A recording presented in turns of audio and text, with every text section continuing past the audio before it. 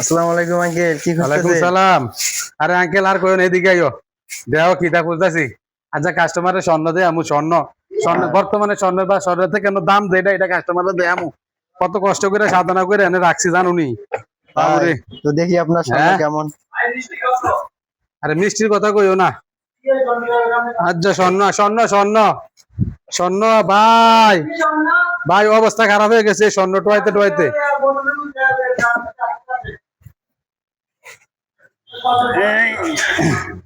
কাছানো কাছানো পাইছি পাইছি। এ রে বাবা গেছে রে এই স্বর্ণ বের পাইছি। হয়েছে, পাইছে স্বর্ণ। এই বাবা রে সাহায্যে